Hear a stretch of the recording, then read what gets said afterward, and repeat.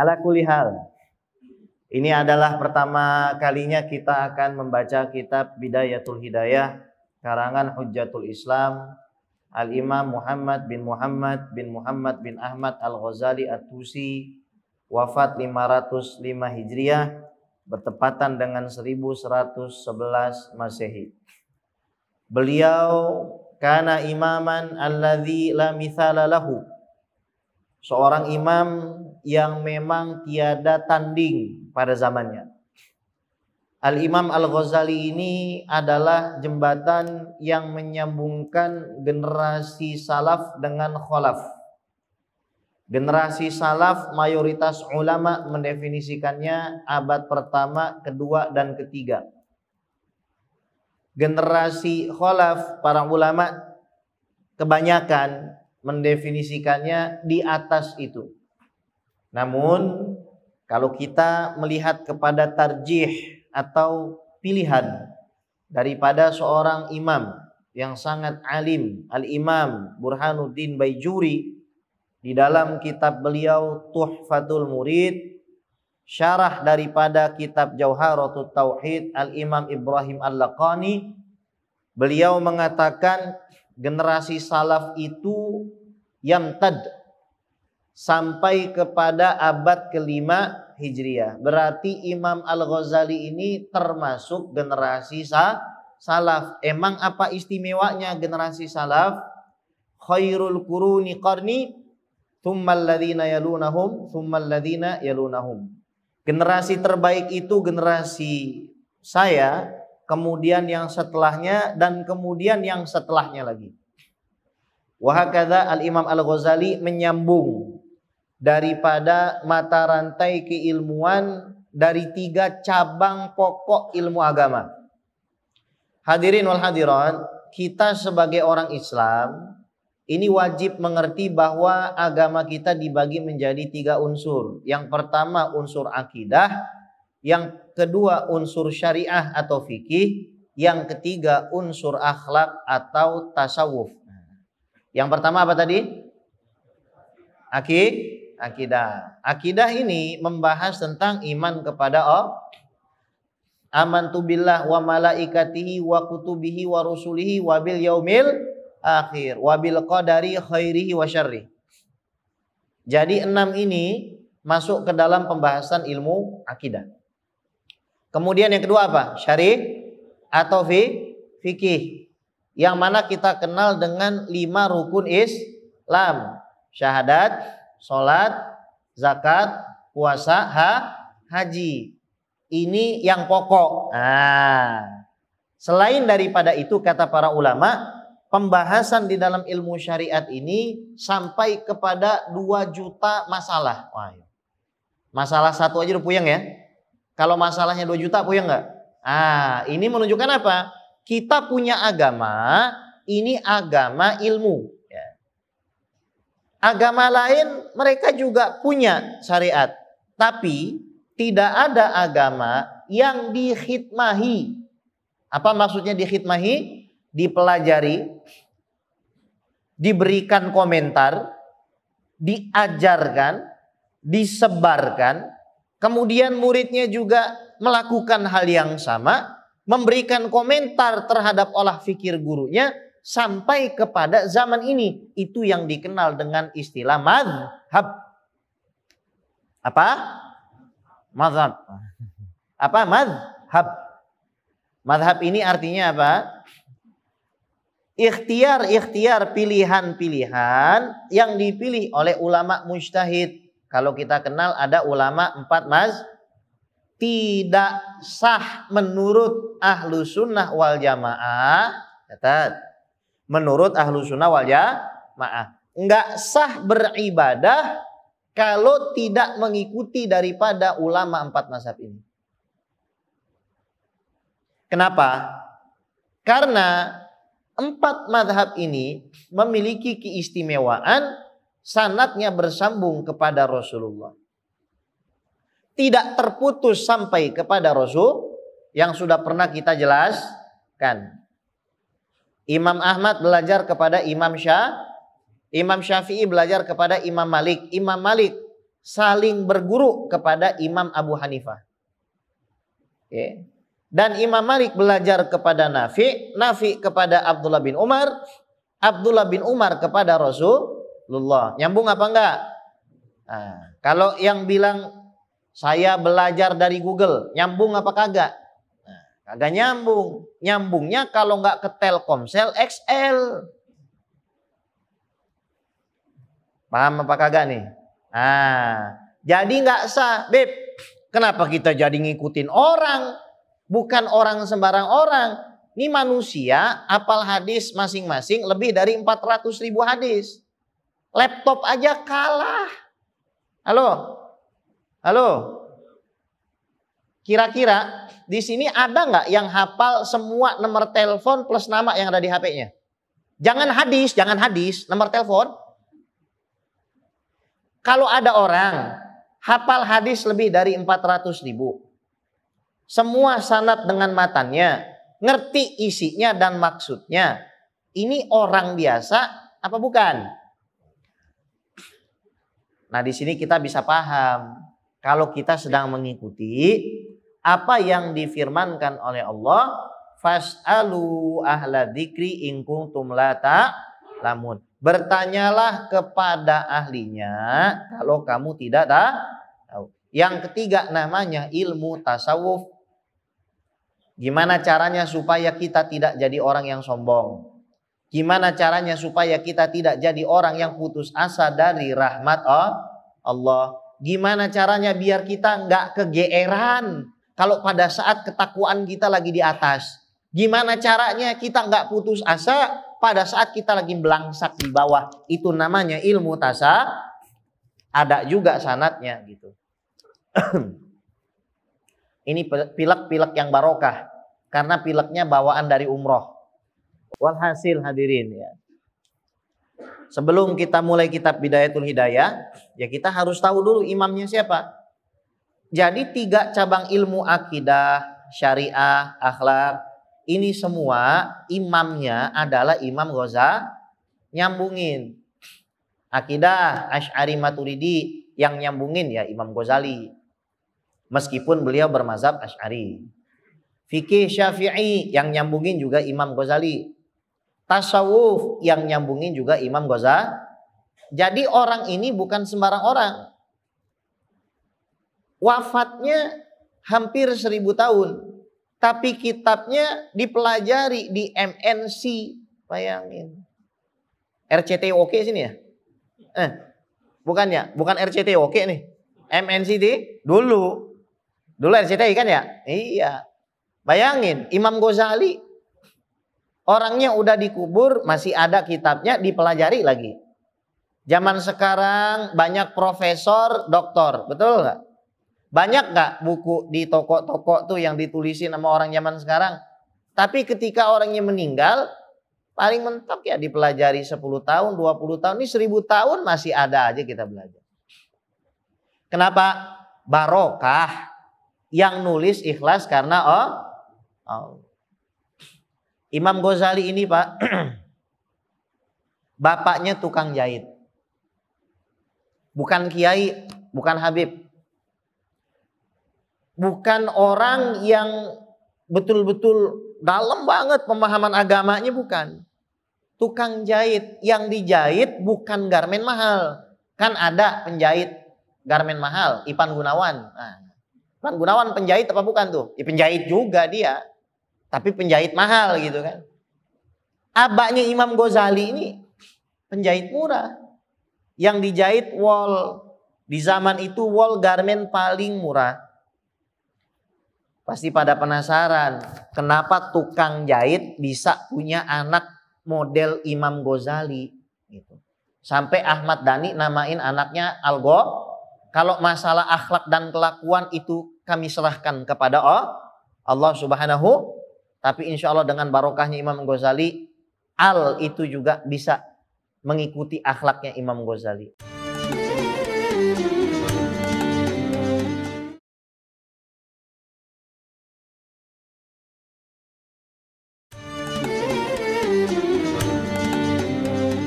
Apa kira-kira yang dibuat sama si bapak nih?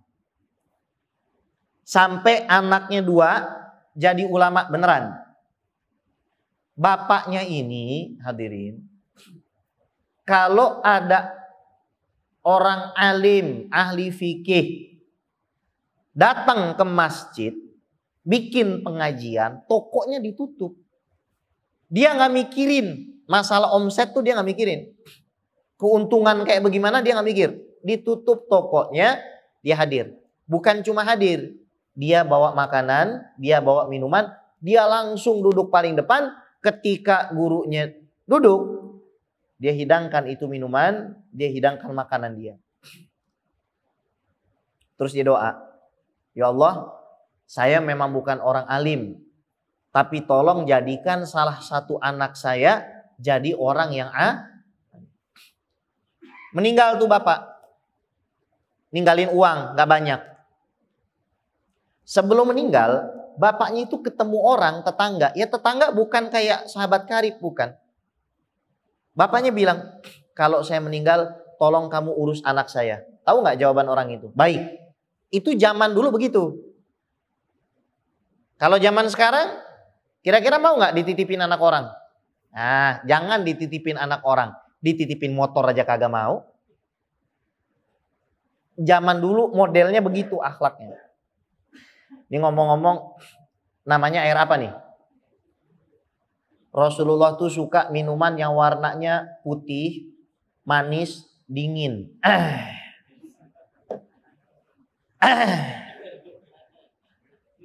Orang kagak paham amat, gue jauh-jauh dari BSD kemari, ya Allah. Ini bening amat, gue jadi bingung. Ini mau belajar wudhu, toharoh apa bagaimana? Kagak gerak-gerak, nggak tobat-tobat, gue udah ngajar Maria. Heran gue. Susu putih, ya Allah. Shallu ala Nabi Muhammad. Imam Ghazali diasuh sama tetangganya, duitnya habis pak, bingung. Zaman dulu itu ada pesantren-pesantren, ya, ada kutab-kutab, kemudian ada rubat-rubat gitu, yang memang gratis. Akhirnya orang tua asuhnya ini bilang, saya pasrahkanlah kalian berdua ke salah satu kutab dan rubat ini. Pasrahkan. Imam Ghazali karena punya background, mohon maaf, bukan orang kaya. Beliau ngaku pada saat nuntut ilmu pertama kali, emang niatnya fulus. Karena zaman dulu orang alim itu bisa dekat dengan pemerintah. Emang salah dekat sama pemerintah? Enggak salah, karena dengan dekat kita bisa ikut menaseh. Jangan dekat terus pengen ngambil duit. Makanya Bidayatul Hidayah ini isi awalnya nanti persis dengan Ihya Ulumuddinnya Imam Ghazali. Emang isinya apa, Bib? Yang pertama kali bahasanya nih dihantam sama Imam Ghazali itu bukan antum. Yang pertama kali dihantam sama Imam Ghazali itu model-model orang kaya ana yang kebanyakan ceramah dan ngajar. Jadi Imam Ghazali itu ngomong begini, talabnal ilma li ghairillah fa abal ilmu illa ayyakuna lillah. Dulu saya cari ilmu memang karena uang. Ngaku Imam Ghazali itu. Tapi ternyata setelah saya dewasa, ilmu itu nggak mau dicari kalau bukan karena Pak, ilmu sama dengan duit. Bukan masalah banyak sama sedikit, Bu. Bukan. Ilmu banyak itu ilmu bisa ngelaknat sama yang punya. Duit banyak sama bisa ngelaknat kepada yang punya. Pak, Bu, mau saya ceritain gak nih? Bismillah. Ya, diminum juga sama dia. Alhamdulillah. Nah, jadi boleh kita itu kerja, boleh kita itu ikhtiar, silahkan gunakan kecerdasan fisik yang Allah kasih. Tapi saran saya, masalah rezeki jangan ngandelin itu, gitu loh. Saya ulangin. Kita wajib pakai akal, wajib jalan ke MNC, wajib kita kerja dengan jujur, baik, sesuai ekspertisi. Jangan sampai ditelat-telatin, jangan sampai korupsi waktu dan lain sebagainya. Tapi tolong soal rezeki kita jangan pernah ngandelin itu. Karena kalau kita ngandelin usaha kita terus, nanti kita dibanting sama Allah Subhanahu wa taala, dibikin keok sama keder kita sama Allah. Ternyata usaha kita itu seringkali nggak berbanding lurus dengan ekspektasi. Punya gaji 500 juta, dikasih sakit 2M, kaya apa miskin? Gaji UMR, tapi badan sehat, kagak punya istrinya kagak pernah ngomel. Kenapa nyengir, Pak? Makan cukup, rezeki tiba-tiba datang, istri sholat, anak sholat, ngaji, baca Quran. Itu rezeki apa bukan? Rezeki apa bukan? Alhamdulillah. Kenapa bisa begitu? Karena yang ngasih rezeki ini adalah Allah. Ini cerita diceritakan oleh orang yang terpercaya. Ya, sebelum kita masuk ke Imam Ghazali lagi. Habib Muhammad bin Ahmad Alatos Aceh. Antum kalau buka Google lihat fotonya, antum pasti langsung jatuh cinta. Udah tua banget. Di Simpang 5 perbatasan Aceh sama Medan makamnya itu. Beliau dulu tinggal di Condet, orang Condet. Ya. Terus mendirikan Masjid Ba'alawi di Simpang 5. Itu keluarganya bilang makamnya setelah 2 tahun tambah panjang makamnya. Panjang sendiri. Walhasil, ya, bukan itu yang mau saya ceritain. Ini Habib Muhammad bin Ahmad ini orang yang gak pernah pegang uang. Pak, di kantong pegang uang gak? Pegang kan? Pegang kan? Pastilah, ya kan? Minimal di ATM pasti pegang uang. Masalah saldonya 100 perak itu bukan urusan saya. Yang penting pegang Habib Muhammad ini gak pernah pegang uang. Emang gak pegang uang, orangnya gak pegang uang gitu. Ada seorang haji yang dulu kaya, sempat kaya, bisnisnya di Jerman di mana-mana. Ini yang cerita adiknya. Orang yang juga kaya di Martapura, terkenal di Martapura nih orang. Cerita sama saya. Beb, kita umroh ya Beb tahun ini. Tapi mohon maaf Beb, umrohnya pas-pasan gitu. Cuma bisa kita umroh aja. Gak bisa pelesiran kemana-mana, pas-pasan. Ya udah gak apa-apa, kita umroh aja. Kontras gak dengan kebanyakan orang punya duit malah pergi ke Disneyland Hong Kong. Perginya ke Switzerland. Aki-aki nini nabung setiap bulan 300.000. Dia niat buat umroh sama banyak orang punya duit tapi kagak umroh dan maka umroh dan haji ini masalah dipanggil apa kagak dipanggil. Alhamdulillah. Ada orang gak punya duit pengen umroh, itu dipanggil namanya. Ada orang punya duit gak pengen umroh, ya kagak dipanggil. Ala kulli hal, sampai di Mekah baju kan banyak gitu kan. Nyuci ini haji ini. Karena usahanya lagi turun. Ini haji ini nyuci. Masya Allah. Kata Habib itu, ngapain ente nyuci? Laundry aja. Biar kita bisa ke masjid deh. Jangan nyuci. Bib, kalau laundry mahal. Pak, ini tisu di sini harganya berapa Pak? 20? 20.000 benar? 20.000? 20.000 apa berapa nih? 15, 13, 15. Obat batuk di sini berapa harganya obat batuk? 23.000 ada obat batuk? Ada. Di Mekah obat batuk 250.000. Ya Allah. Sembuh kagak, kanker iya, kan begitu. Ibaratnya ya. Laundry di sana jangan disamain sama laundry kiloan sini nih, Jalan Perjuangan. Lu jangan nyamain sama Jalan Perjuangan. Laundry kiloan sini nih, laundry Pelangi nih 7.000. sekilo, sekilo 7.000 di sono jangan kata. Beb nggak ada uang. Hah? Ente pikir Anda nggak punya uang?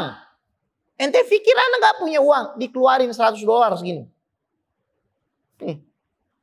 Makan di tempat yang enak, ente laundry ini baju. Padahal emang kagak punya uang Habib Muhammad. Rumahnya aja kagak punya. Rumah aja nggak punya.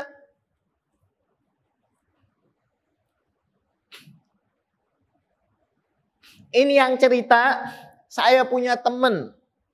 Dia punya rumah sakit di Kalimantan. Orang kaya. Orang apa? Kaya. Bukan kayaknya orang, bukan. Orang gak baik lagi. Teman, seumuran saya. Dia ini disayang banget sama Habib Muhammad. Pi, saya gak mau sebut namanya deh. Pi, gitu.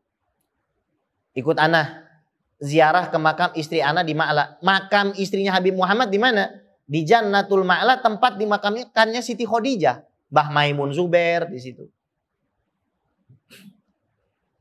Ini saya punya kawan bilang, ini Habib ngajak jalan jam 11 siang. Pernah nggak jalan jam 11 siang di Mekah? Jalan jam 11 siang di mana? Telur aja mateng, telur. Tapi nggak berani ngomong sama Habib Muhammad. Jalan. Ini beliau nyaksikan sih. Turun dari mobil, masuk ke pemukiman Ma'la, itu awan ngumpul. Naungin mereka berdua, sampai ke makam istrinya, bukan cuma awan yang ngumpul. Rintik-rintik hujan cuma di situ doang.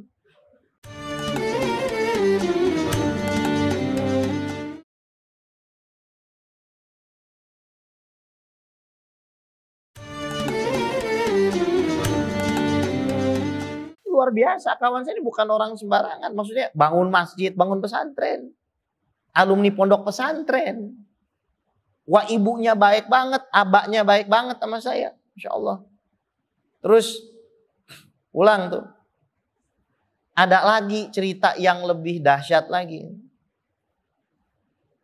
Ada jamaah.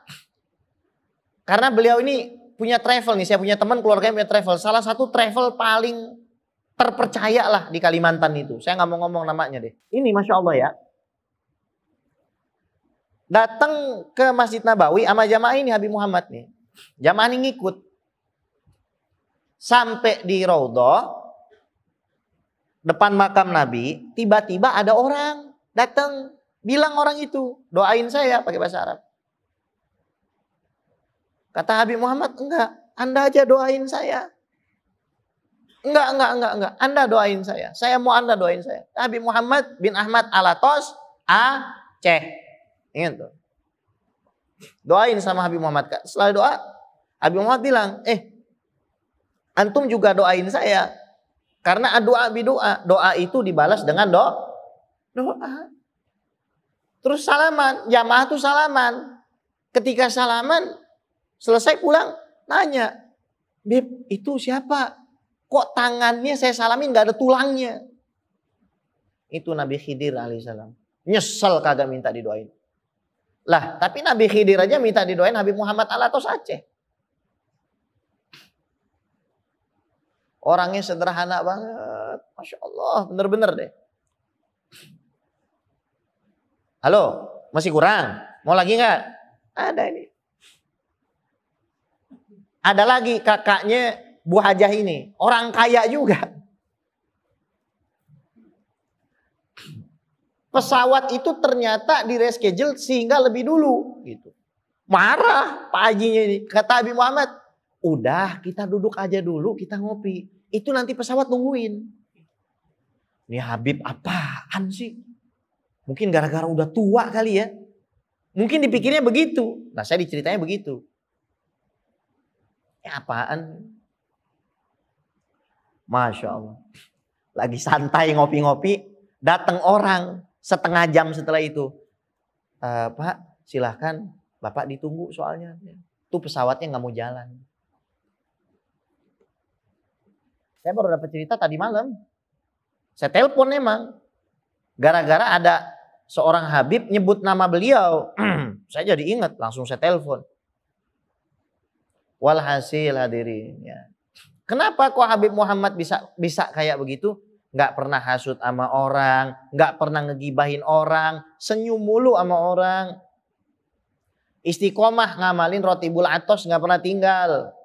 Mau kata atap runtuh, tsunami, tetap baca rotibul atos. Tetap hatamin Quran. Wiridnya beliau tuh Quran, baca Quran. Nggak pengen ngopenin orang, pengennya baik sama orang semuanya. Makanya dikasih kemuliaan seperti itu. Salah satu wasiat yang ada videonya di saya yang nggak boleh disebar, jangan ngomongin kejelekan orang yang udah meninggal. Punya keluarga yang wafat, ini jangankan meninggal, masih hidup aja diomongin. Astagfirullahaladzim. Kalau udah mati aja lu kagak boleh ngomongin, apalagi orangnya masih Biasanya begini, bukan saya pengen gibah ya, abis itu gibah dia gitu. Bukannya saya pengen sombong, abis itu sombong dia. Kan repot kalau acara insert model begitu. Bukannya saya mau gibah, dipatiin sama mama, ya kagak jadi gibah gitu. Ala kulihal. Ala inna awliya Allah la khaufun alaihim walahum yahzanun. Para kekasih Allah itu, mereka itu tidak punya perasaan takut dan tidak pula mereka bersedih. Ini Imam Ghazali begitu. Sebelum wafat, sama model-modelnya orang-orang model begini, sama model-modelnya, sama persis. Jarak 10 hari, jarak 6 hari, jarak 2 minggu, jarak 1 bulan, udah ngomong. Nanti anak makam di sini, biasanya gitu. Udah ngomong. Udah beli kain kafan, baju, semua sama Habib Muhammad, Alatos Aceh itu semua dikasih-kasih. Baca la ilaha illallah, ditalkinin. La ilaha illallah, baru terakhir la ilaha illallah Muhammadur Rasulullah sallallahu alaihi wasallam, langsung selesai. Orang mati hadirin sesuai dengan kebiasaan hidupnya. Orang mati hadirin sesuai dengan kebiasaan hidupnya. Wah, ini kitab Bidayatul Hidayah, kitab yang memang dijanjikan sama para ulama-ulama di Tarim, siapa yang ngamalin ini pasti jadi kekasih Rasulullah. Contoh Al-Habib Abdurrahman Al-Idrus, janji sama 2 sahibnya, satu bangsa Al-Jufri, satu bangsa Bilfagih. Kita bakalan ngamalin kitab Bidayatul Hidayah. Ketemu langsung sama Rasulullah dalam keadaan yaqozoh. Jangan bahas masalah hadisnya di sini, panjang.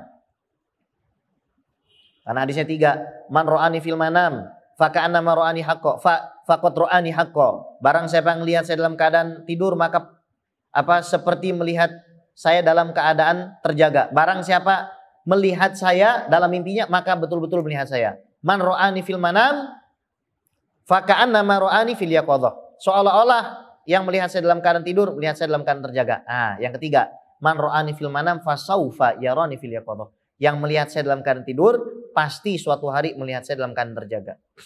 Dulu almarhum Profesor Dr. Syekh Muhammad Said Ramadan Al-Buti, ya kopi. Gue perasaan minta putih dikasih hitam, lu bagaimana kagak? Buta warna apa kagak? Gue minta putih dikasih hitam. Ini air bening dibilang air putih. MNC bagaimana sih? Ini siapa yang punya? Pak Erick Thohir bukannya? Shallu ala Nabi Muhammad. Tapi kayaknya enak ini. Gue seruput dulu dah. Alhamdulillah. Enak ini. Alhamdulillah, cincau nih. Mantap nih. Iya, cakep. Ini 3 orang mimpi, Pak. Ketemu Rasulullah, yang satu dikasih buku kosong. Habib Abdurrahman Ali terus dikasih buku kosong, pergi ke masjid. Makamnya dekat Siti Zainab tuh beliau. Kamu bisa jawab apa aja. Walhasil saya mau sampaikan, yang ngamalin kitab ini cukup hidupnya pasti selamat. Kontennya nih salah satunya apa? Jangan kencing berdiri. Masuk kamar mandi pakai alas kaki. Itu salah satu kontennya. Bersih kalau istinja. Jangan suka ngomongin orang. Sering-sering pergi ke masjid nunggu waktu azan, waktu qomat, tuh isinya. Lah kita ngelakuin sebaliknya. Lah repot. Repot. Makanya pada jadi wali, yang satu dikasih tongkat dakwah ke Afrika, ketok kalau butuh apa-apa ke tanah gitu. Yang satu lagi, ana lupa deh dikasih apa, gara-gara cincau nih.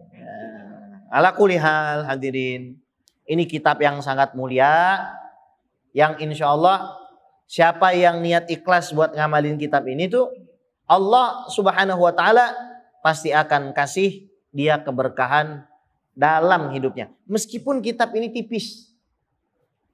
Kitab ini cuma 160 lembar, halaman. 160 halaman. Kita ketemu sebulan satu kali ketemu satu halaman. Berarti berapa tahun ya? Gue kalau masalah angka gue rada-rada nih. Bingung gue. Tahu megang duit doang, hitung mah kagak. Coba 160 dibagi berapa? 12. 13 tahun. Di sini. Tapi insya Allah, karena pada muda-muda nih, insya Allah umurnya panjang. Insya Allah ya, kalau emang kita nih takdirnya hatam, ya kita hatam. Insya Allah. Wassallallahu ala sayyidina Muhammad wa ala alihi washabihi ajmain walhamdulillahi rabbil alamin.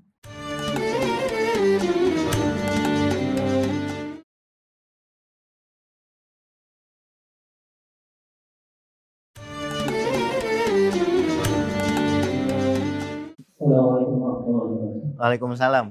Saya ingin bertanya tentang tadi menceritakan aib orang lain. Bagaimana kita menginformasikan, misalnya ada orang itu sudah berkeliling hutang dan masuk diri kita juga berhutang, tapi dia nggak pernah bayar. Kita memberikan informasi ke kawan kita, hati-hati. Orangnya di sini. Orang yang mana? Jadi kalau kita nggak sampaikan, mungkin kasihan juga kalau kita sampaikan, apakah itu menciptakan aib? Baik, terima kasih. Itu kan dijelekan orang. Baik, terima kasih Pak. Waalaikumsalam. Ada beberapa kondisi di mana gibah ini boleh bahkan wajib. Dalam ilmu hadis wajib gibah. Nah, wajib dong. Kenapa? Karena larinya kepada status periwayatan agama orang itu. Imam Bukhari hadis banget. Jangankan gibahin orang, bohongin ayam aja kagak masuk. Sahih Bukhari. Ayam datangin ente buka, isinya apa? ATM. Itu namanya apa? Bohongin ayam aja kagak boleh. Tapi Imam Bukhari itu baik kalau ngomongin orang begini. Sampai beliau pernah ngomong sama warroknya tuh Muhammad bin Abi Hatim, beliau mengatakan begini, ma'ing di khosmun yomal qiyamah. Gua kagak bakal punya musuh di hari kiamat. Kata muridnya, lu pede banget sih guru. Kan lu kan muhadis. Pasti wajib ngomongin aib, nih tukang bohong apa? Oh enggak. Saya nggak pernah ngomong nih tukang bohong. Saya kalau ngomong, takallama an fulan. Fulan pasti diomongin sama para ahli hadis. Itu udah kriteria tuh yang kagak bakal diterima. Jadi boleh kita ngomongin. Tadzalum, ngaduin kezaliman orang pada kita. Boleh. Kalau kagak boleh ngomongin kejelekan orang, penjara kosong. Ada orang dibacok. Gue mau ngomongin takut gibah. Buset. Mati semua orang. Ya kan? Bener gak? Jadi emang ada saatnya kita ngomongin aib orang. Supaya apa? Orang yang lain itu kagak kena kezaliman. Tapi boleh gak? Seandainya kita mau nutupin aib orang itu. Boleh. Dengan catatan orang itu memang mau ya, semoga di sini kalau misalkan ada yang utang ya minta tolong. Ada nggak amalan pelunas utang? Ada, bayar. Shallallahu ala Nabi Muhammad. Ada nggak amalan pelunas utang? Ada. Pak, kalau kita punya baju di rumah lebih, barang-barang kita yang udah berlebih di rumah keluarin aja kasih orang. Imam Al-Haddad itu bilang, orang nulis biografi Imam Al-Haddad bilang Imam Al-Haddad ini la yasma' syai'an minal khair illa syammar wa fa'al. Imam Al-Haddad ini kalau dengar sesuatu yang baik pasti langsung dilakukan. Pak, Sayyidina Umar bin Khattab itu punya baju di lemarinya 2, itu dianggap berlebihan pada masa itu. Sekarang baju kita berapa? Nah, saya kemarin bawa koper gede ke Mekah, isinya baju saya begini. Begitu saya dengar soal itu, ya udah saya tinggalin semuanya. Alhamdulillah. Nanti saya ambil lagi bajunya di hari kiamat. Pak, kalau kita kasihin ini, itu bukan hilang ya. Ya, tolong ya, Anda masukin ke tromol, itu bukan hilang ya. Itu namanya Anda invest. Bukan hilang, Pak, bukan hilang. Yang hilang itu yang kita makan, terus jadi, nah jangan dibahas. Ya, yang hilang tuh yang model begitu. Tapi kalau kita kasih ke orang, langsung saya keluarin baju-baju tuh. Ini baju saya model kayak begini tinggal 3 lembar. Tinggal 3 nih yang putih model begini. Yang hijau 3. Habis itu nggak ada lagi saya koko. Udah wassalamualaikum semua. Saya tinggal di Mekah. Dibagiin sama santri-santri di Mekah sana. Walhasil kenapa? Ya Habib Muhammad juga begitu. Habib Muhammad bin Ahmad Al-Atos tadi yang dikasih sama Allah kemuliaan. Antum juga bisa seperti Habib Muhammad. Kalau antum dekat dengan Quran, dekat dengan orang soleh, dan antum gak ngopenin orang, ngopenin kejelekan antum sendiri. Ini saya cerita terakhir nih. Saya 9 hari umroh, Pak. Umroh 16 hari, 9 hari saya sakit. Bayangin, Pak. Hotel itu di depan Masjid Nabawi. Pas banget lah ibaratnya itu. Allah kasih rezeki itu. Tahu dari mana rezekinya? Itu tadi Bu Hajahnya Habib Muhammad bin Ahmad Al-Atos, itu yang ngasih. Ngomong gini, Bib, izin hotelnya kami majukan sedikit. Kirain majukan sejengkal ya. Maju berapa sih? Maju sedikit katanya. Maju sejengkal. Ini majunya jauh banget sampai di depan masjid. Tapi 9 hari saya sakit. Pulang di atas pesawat panas badan saya 38,7. Di sini ada nggak yang bisa bayangin? Paling mentok bayangin. Panas badan hampir 39, hidung mampet, nggak bisa napas cuma pakai air minum. Kalau minum harus ke kamar mandi, ngantri 4 jam. Bayangin. Kondisi badan kayak begitu. Di tengah-tengah 9,5 jam, tiap detik itu tersiksa. Tidur nggak bisa.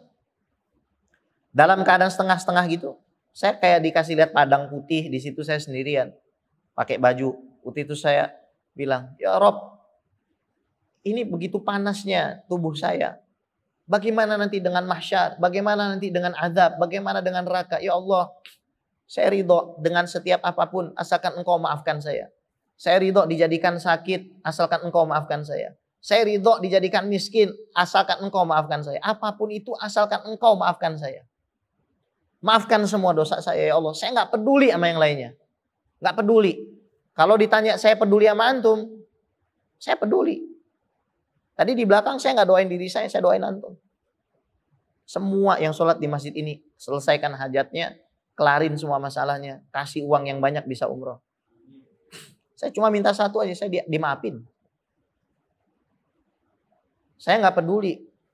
Mau jadi miskin, mau jadi kaya, mau mata saya buta, terserah Allah. Yang penting saya matinya dimaaf. Enak gak itu ya? Mendingan begitu kan? Saya doa tuh. Belum selesai Pak. Begitu turun saya udah gak bisa napas. Saya bilang sama istri saya, Umi Abi harus duluan. Harus cari udara luar gak kuat. Lari. Orang tuh sampai bingung. Ada yang nungguin tuh handling gitu kan. Saya harus keluar. Saya cari tuh. Asisten saya lagi nyetir kan. Dia lantai 3, saya di bawah. Bingung saya. Udah rasanya sudah pengen mati. Saya gak bohong. Udah gak bisa napas. Langsung masuk IGD. Di IGD itu saya dikasih lihat sesuatu yang ngeri. Orang udah tua mungkin 100 tahun keriput. Kondisinya kayak mau sakaratul maut dan non muslim. Kalau Anda lihat orang muslim sakaratul maut, enak melihatnya. Kenapa? Karena husnuzon dia masuk surga. Anda kalau ngelihat non muslim mau sakaratul maut, Anda kan jadi takut. Gimana kalau itu keadaan Anda? Itu ya Allah kasih saya sakit seumur hidup saya. Maka ini jangan-jangan doa saya kabul. Soalnya ini udah 1 bulan. Jangan ya. Terserah saya bilang, bodoh amat. Majelis punya engkau, bukan punya saya Allah. Saldo majelis saya waktu pertama kali datang umroh itu tinggal 10 juta. Hari ketiga 50. Hari ke-6 100. Kemarin butuh buat ngedak bagian atas 200. Saya bilang apa? Ya Allah, saya ini lemah, nggak punya apa-apa. Itu majelis bukan punya saya, majelis punyamu. Kalau engkau mau hancurkan, hancurkan. Kalau mau bangun, bangun. Ya ada orang transfer 200. Sekarang saya tanya sama Anda ini punyanya siapa? Jawab dalam hati aja. Ada nggak dalam hati Anda perasaan kayak begitu? Istri Anda tuh bukan punya Anda. Pekerjaan Anda bukan punya Anda. Wah, ini MNC bukan punya mereka, bukan punya Anda. Ini punya Allah semuanya. Terserah Allah. Terserah. Yang penting kita baik sama orang. Ikutin jalannya Rasulullah. Jangan nyakitin orang. Kalau sudah pernah kita hidup menyakiti siapapun, berubah dari sekarang. Fokus aja sama diri kita. Kalau Allah hisap kita, habis kita. Makanya Habib Muhammad wasiatnya satu, kalian jangan pernah lupa minta, ya Allah jangan hisap saya nanti kelak di hari kiamat, ampunin saya sudah bersih dah. Jangan bangga kita punya barang, jangan bangga kita punya barang, jangan itu jadi hisap bagi diri kita. Mati kalau bisa cuma bawa kafan. Saya punya teman punya rumah sakit 40, gak ada satupun nama, gak ada satupun namanya. Kepemilikannya udah dikasihin orang. Saya bilang, Pak, kita bikin bioskop aja. Saya bilang gitu. Bioskop khusus buat film Islam. Beb, semuanya bukan atas nama saya lagi. Rumah sakitnya 40. Itu bukan milik beliau. Beliau sadar. Bukan milik beliau. Kita bukan milik kita. Anak bukan punya kita. Minta sama Allah. Ya Allah, terserah engkau aja. Kenapa? Karena kita ketika mengucapkan begitu, kita sejatinya berharap kepada Allah. Dan percaya Allah pasti ngasih yang terbaik. Kalau ada orang bilang, kenapa gua doa gak dikabulkan? Tuhan yang belum mengabulkan doamu seketika adalah Tuhan yang tidak mengazabmu seketika pada saat kamu bermaksiat. Pada saat kita maksiat, apa langsung di sliding tackle sama Israel? Tahu sliding gak? Hah? Indra Safri no, kemarin sama Thailand, sliding. Bola. Langsung disengkat sama malaikat. Langsung ditabokin. Agak. Terus ngapain kita protes kalau Allah belum kabulkan itu sekarang? Walhasil hadirin, ini bukan punya kita. Katakan dari sekarang, ini bukan punya saya. Apapun yang mau Allah kasih, tetap bukan punya saya. Yang mau Allah ambil, bukan punya saya. Satu-satunya cara kita selamat ngarungin kehidupan dunia akhirat, cuma dengan itu aja. La haula wala quwata illa billahil al-azim. Semoga antum sehat, panjang umur, berkah rizki, selamat dunia akhirat, selamat dunia akhirat. Selamat dunia akhirat. Yang belum haji-haji, yang belum umrah-umrah, yang belum punya mobil dikasih mobil, yang belum punya rumah, yang masih ngontrak dikasih rumah, yang pengen kontrakan dikasih sama Allah, yang pengen apa aja hajatnya kabul sama Allah SWT. Dan kita semua orang-orang di MNC sini husnul khotimah, husnul khotimah, husnul khotimah ala hadhihi niyah wa ala kunatin salihah wa ila hadratin Nabi Sayyidina Muhammad sallallahu alaihi wasallam. Sya'ulillah lana wa lahumul Fatihah. Fa'fu anna ya karim, fa'fu anna ya rahim, irhamna ya arhamar rahimin, irhamna ya arhamar rahimin, irhamna ya arhamar rahimin. Da'wahum fiha subhanakallahumma wa tahiyyatuhum fiha salam wa akhiru da'wana alhamdulillahirabbil alamin. Kalau ada yang salah itu dari saya, benar dari Allah. Supaya kita clean, bersih, kita tutup dengan baca doa kafaratul majlis. Subhanakallahumma wa bihamdika asyhadu an la ilaha illa anta astaghfirukallahumma wa atubu ilaik. Kalau ada sumur di ladang boleh kita numpang mandi. Kalau ada umur yang panjang kapan-kapan ketemu lagi. Assalamualaikum warahmatullahi wabarakatuh. Ya, beliau alhamdulillah saya rasa orang yang sangat mumpuni dalam bidang keilmuan, dan beliau adalah salah satu ulama kita yang apa yang telah disampaikan tadi pastinya sangat bermanfaat buat menjalani kehidupan kita, di mana kita butuh tuntunan di dalam mentauladani apa yang diajarkan oleh Rasulullah SAW. Itu baru pengantar daripada kajian kitab Bidayatul Hidayah. Yang beliau sampaikan adalah tentang pengarang daripada kitab tersebut. Penyampaiannya saya rasa sangat-sangat mudah dipahami, ya, karena ya apa yang disampaikan dengan kalimat-kalimat yang sederhana yang dapat kita pahami. Mari kita ikuti kajian ini, karena apa yang disampaikan atau apa yang tertuang dalam kitab Bidayatul Hidayah ini emang merupakan kitab yang perlu kita pelajari dan kita pahami dalam rangka mengarungi kehidupan kita di dunia ini supaya kita selamat di akhirat nanti. Kajian dari Ustadz Gais sangat sistematis, jelas, dan tepat sasaran menurut saya. Yang disampaikan oleh Ustadz Gais tadi bahwa kita melakukan sesuatu harus ikhlas karena Allah dan jangan untuk tujuan yang lain. Kita adalah milik Allah dan apapun yang dari kita, bahwa anak, suami, atau apapun adalah milik Allah dan kita tidak berhak atas apapun dari walaupun itu milik kita.